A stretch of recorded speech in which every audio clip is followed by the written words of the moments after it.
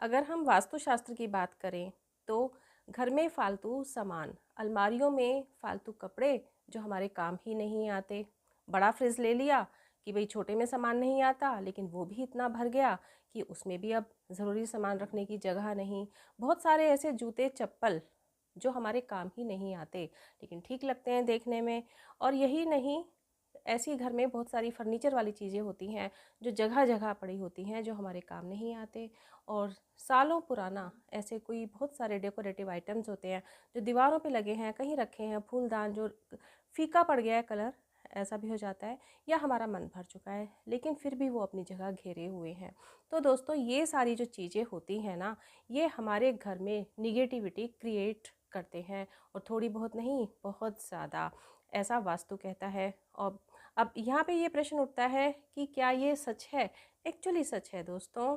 इसका एक तरीका है, देखिए, कि आप जब कभी भी किसी साफ सुथरे घर में पहुँचते हैं तो आप महसूस करेंगे एकदम पॉजिटिव वाइब्स, आपके अंदर एक एनर्जी फील होगी। आप अगर भरे हुए, मतलब कबाड़ से भरे हुए घर में घुसेंगे तो आपके अंदर एक नेगेटिव एनर्जी फील होगी, आपको एक घुटन सी महसूस होगी। और इसका एक्सपेरिमेंट आप अपने घर में कर सकते हैं। एक रूम जो आपका क्लटर से भरा हुआ है, चारों तरफ आपको लगेगा कि फालतू सामान बहुत सारे हैं जो रखे हुए हैं। जब आप उसमें एंटर करते हैं तो क्या आपको पॉजिटिविटी फील होती है? क्या आपको एनर्जी फील होती है? नहीं होती ना। वहीं उसी कमरे को अगर आप साफ़ सुथरा क्लटर फ्री कर देते हैं, साफ़ सुथरा, जब ऐसा क्लटर फ्री कमरा आपको मिलता है, आप उसमें एंटर करते हैं, तो आपको कितनी पॉजिटिविटी फील होती है। तो दोस्तों, ये जो नेगेटिव एनर्जीज़ होती हैं, ये हमारी कार्य करने की क्षमता को लॉक कर देती हैं, हमारी एनर्जी को लॉक कर देती हैं।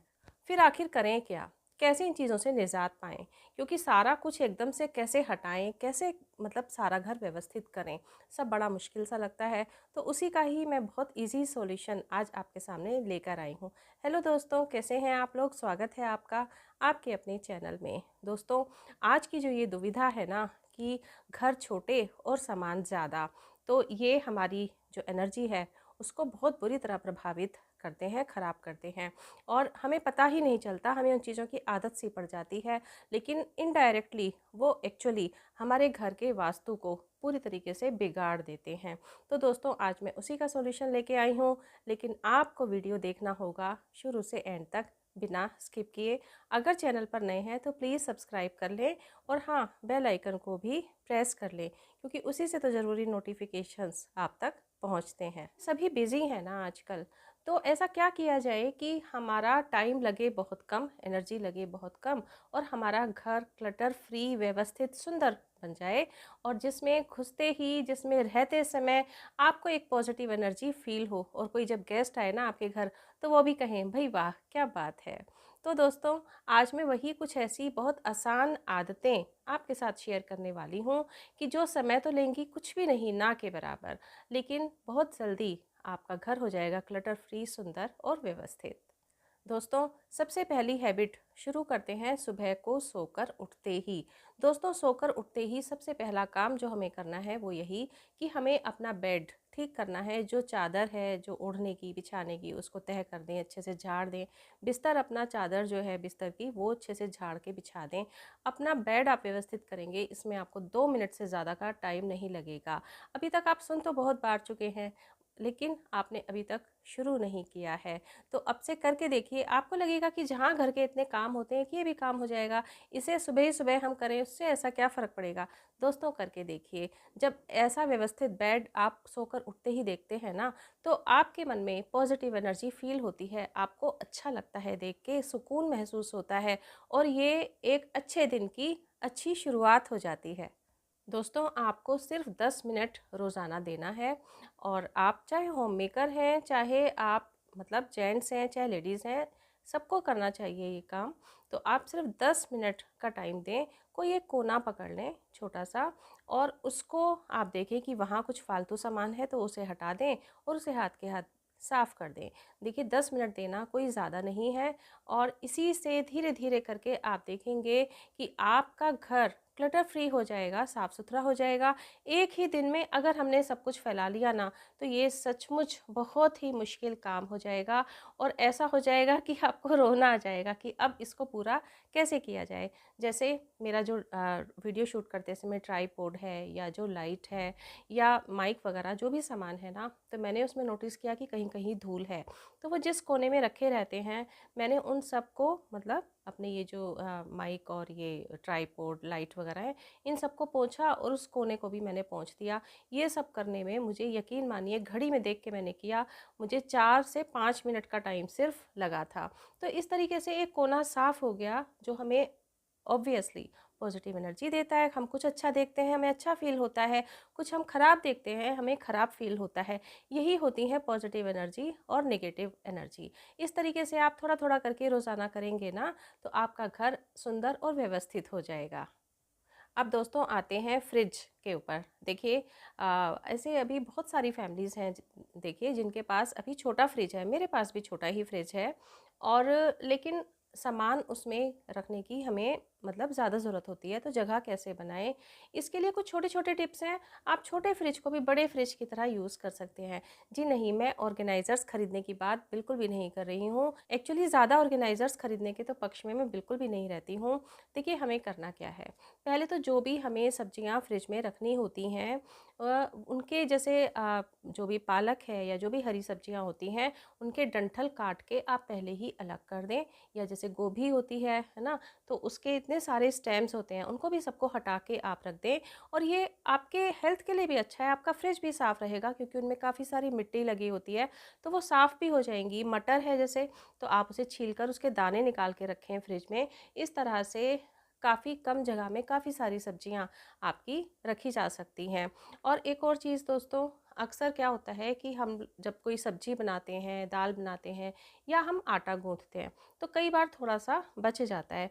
देखिए मैं इस पक्ष में बिल्कुल भी नहीं हूँ कि फ्रिज में रख रख के हम कई दिन का पुराना बासी खाना खाएं, लेकिन हाँ थोड़ा बहुत बच जाता है। आप कितना भी सोच के बनाएं, तो उसको बस नेक्स्ट टाइम यूज़ कर लो। जैसे सुबह बनाया तो शाम को यूज़ कर लिया, या शाम को बनाया थोड़ा सा बच गया तो सुबह को यूज़ कर लिया। तो हमें करना क्या है देखिए, कि जो भी ये बच गया है हमारा सामान, उसको थोड़ा जो जिस छोटे से छोटे डिब्बे में वो आ जाए उसमें रखना है, एयर टाइट डिब्बे में, और तब फ्रिज में रखना है। और जब भी हम कुकिंग करने जाते हैं किचन में, तो आप पहले किचन में अच्छे अपने सॉरी आप अपने फ्रिज में अच्छे से देख लीजिए कि वहाँ पहले से मौजूद जो सब्जी है, दाल है या आटा मंडा हुआ है, ऐसी जो चीज़ें हैं आप उनको पहले निकाल लें, है ना, और फिर उन्हें यूज़ कर लें। एक तो उससे वेस्ट नहीं होगा और फालतू का क्लटर इकट्ठा नहीं होगा। मैंने कई बार कई लोगों के यहाँ घर में फ्रिज में देखा है कि कटोरियाँ कटोरियाँ रखी होती हैं, किसी में कुछ सब्जी पड़ी हुई है, कई कई दिन पुराना भी पड़ा हुआ होता है और कई कई दिन पुराना आटा पड़ा हुआ है। इस तरह की चीज़ें जो होती हैं हमारे फ्रिज को भी मतलब अनहाइजीनिक बनाती हैं, और ये सारा हेल्थ के लिए भी ख़राब है और एक्चुअली सामान का भी वेस्टेज है ना। कई दिन पुराना या तो आप फेंकेंगे या खाएंगे। जब कई दिन पुराना आप फेंकेंगे तो आपका सामान वेस्ट हो रहा है, और अगर उसे खाएंगे तो वो हेल्थ के लिए कहाँ से अच्छा है, बिल्कुल भी अच्छा नहीं है ना। तो इस तरीके से जब आप ऑर्गेनाइज करेंगे ना अपना फ्रिज, तो छोटा फ्रिज भी बड़े फ्रिज की तरह आपका काम करेगा। जब आप दोस्तों फ्रिज में से इस तरह से जो पहले का रखा हुआ खाने पीने का सामान है वो आप निकाल लेते हैं कि हाँ उसे यूज़ करना है, तो उसके बाद में आपने क्या करना है कि जो किचन में टॉवल आप रखते हैं सफाई के लिए, जो भी साफ़ सा एक कपड़ा या तो फ्रिज के लिए अलग रख लें। मैं तो ऐसे ही करती हूँ, फ्रिज के लिए एक साफ़ कपड़ा मतलब उसकी सफाई के लिए मैं अलग रखती हूँ फ्रिज के पास ही। और जैसे ही आपने सामान निकाला हाथ के हाथ उसी कपड़े से आप फ्रिज को अच्छी तरह पूरा अंदर से पोंछ दें।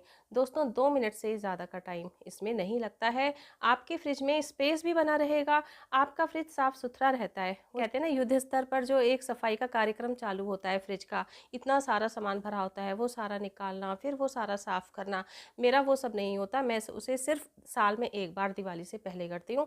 अदरवाइज रोज़ाना की मेरी ये जो छोटी सी 2-3 मिनट की सफाई होती है ना, यही मेरे फ्रिज को साफ सुथरा ऑर्गेनाइज रखती है और छोटा फ्रिज ही मेरा काफ़ी अच्छे से काम कर देता है। अब दोस्तों आते हैं हम अपने पहनने के कपड़ों को लेकर। देखिए मैं ये तो बिल्कुल नहीं कहूँगी कि हम अपने नए फैशन के या नए हिसाब के कपड़े, है ना, अपनी पसंद के कपड़े हम बिल्कुल ना खरीदें। देखिए ऐसा तो नहीं है।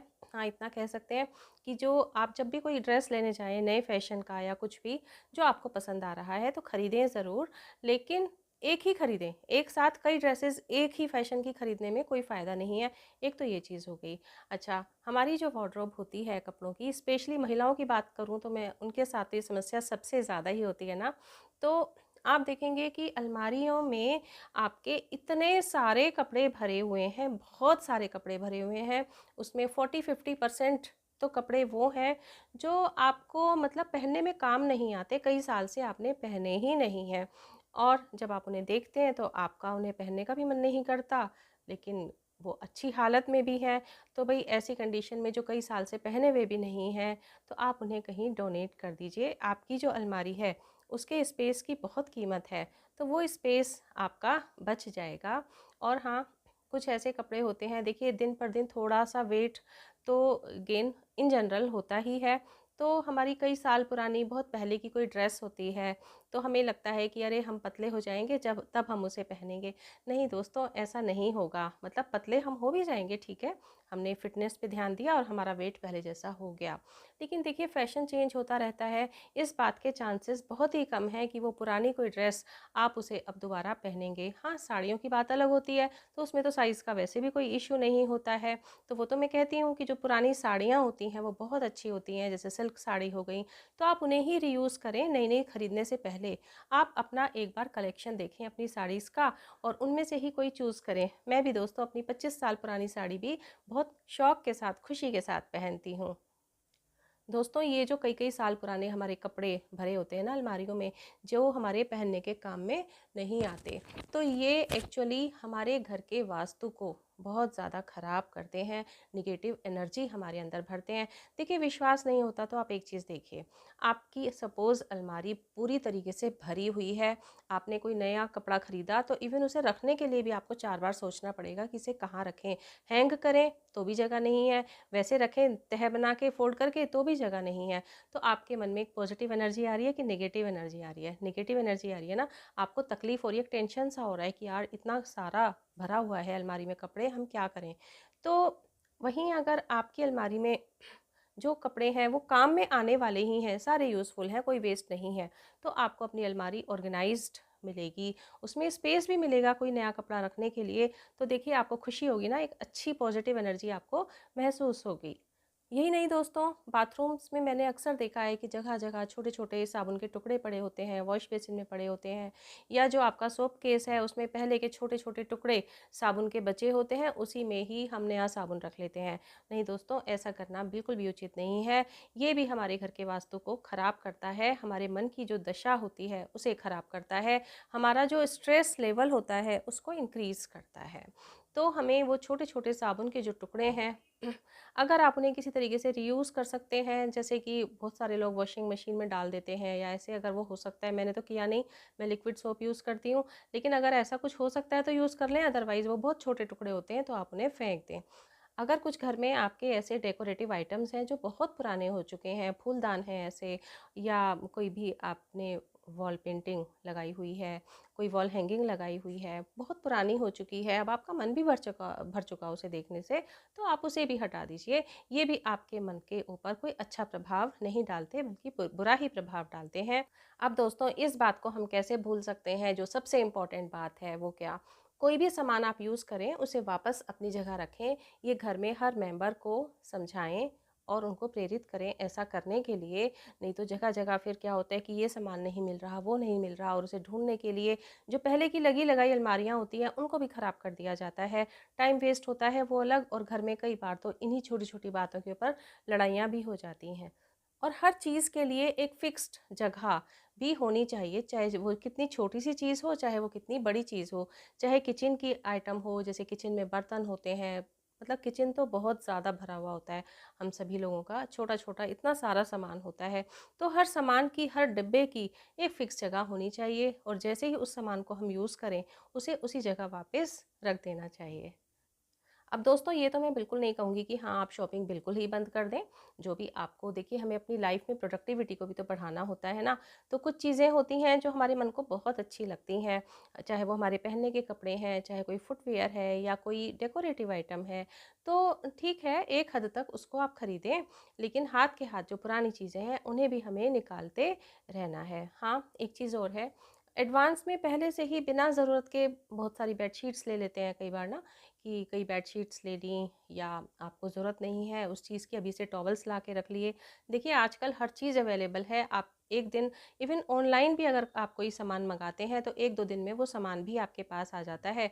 और मार्केट में अगर आप जाते हैं तो आस-पास मार्केट होते हैं, आप हर चीज़ खरीद सकते हैं, इज़िली खरीद सकते हैं। तो उनको पहले से ही एडवांस में ला के अपने घर को ना भरें, है ना? जब ज़रूरत हो तभी लेकर आएँ। तो इस तरह से आपका जो पैसा है वो भी पहले से ज़्यादा खर्च नहीं होगा और घर में स्पेस भी बना रहेगा। अच्छा दोस्तों, मैं लास्ट पॉइंट पर आती हूँ जो कि बहुत ही इम्पोर्टेंट है।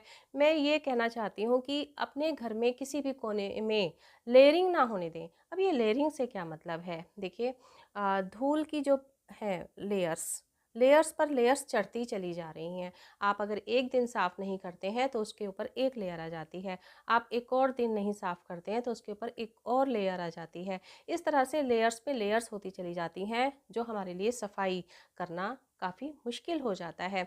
तो मेरा मतलब यही है कि लेयरिंग ना होने दें। आप अगर डेली बेसिस पर थोड़ा-सा वक़्त देते हैं और हल्का-सा एक डस्टिंग, हल्की सी भी डस्टिंग करते चले जाते हैं, तो वो बहुत ईज़िली हो जाती है। जब लेयरिंग्स हो जाती हैं ना, तो आपको सफाई करने में भी ज़्यादा टाइम लगता है और गंदा घर जो आप फेस करते हैं वो अलग। इसी तरीके से जो क्लटर है, जो फालतू सामान है, तो उनकी भी लेयरिंग ना होने दें। मतलब साल दर साल, हर साल आप देखते हैं कि हमने कपड़े तो खरीदे नए, पुराने हमने निकाले नहीं। तो वो आप देखते हैं कि इतनी तेज़ी से वो लेयर्स की लेयर्स इकट्ठी होती चली जाती हैं। पुराने कपड़े, फिर और पुराने कपड़े, फिर और पुराने कपड़े। यही नहीं, फुटवियर, पुराने फुटवियर, फिर वो नहीं काम में आ रहे हैं, और नए फुटवियर खरीदे, थोड़े बहुत दिन पहने, फिर वो वेस्ट हो गए आपके, वो भी भरे पड़े हैं। तो पुराने सामान की भी लेयरिंग पर लेयरिंग होती चली जाती है। तो ये जो लेयरिंग्स पर लेयरिंग्स होती चली जाती है ना, ये हमारे दिमाग में भी स्ट्रेस के लेयर्स को बढ़ाता चला जाता है। तो हमें इन इस तरह की चीज़ों को अपनी लाइफ से तुरंत हटा देना चाहिए। उससे हमारा जो ब्रेन है ना, हमारा जो माइंड है, उस पर भी इस तरह के स्ट्रेस की, टेंशन की लेयर्स नहीं इकट्ठी होंगी। तो दोस्तों, उम्मीद करती हूँ आज का वीडियो एक बहुत ही सिंपल और बहुत ही यूज़फुल आपको लगा होगा। उम्मीद करती हूँ कि आप भी मेरी बातों से सहमत करते होंगे। अगर कुछ भी अच्छा लगा हो वीडियो में तो प्लीज़ एक लाइक ज़रूर दें। फ्रेंड्स और रिलेटिव्स के साथ ज़्यादा से ज़्यादा शेयर करें। चैनल अभी तक सब्सक्राइब नहीं किया तो प्लीज़ चैनल को सब्सक्राइब कीजिए। और हाँ, कमेंट बॉक्स में अपना कमेंट तो ज़रूर ही दें। मिलते हैं दोस्तों नेक्स्ट वीडियो में। Till then bye bye. अपना ध्यान रखें, अपने अपनों का ध्यान रखें।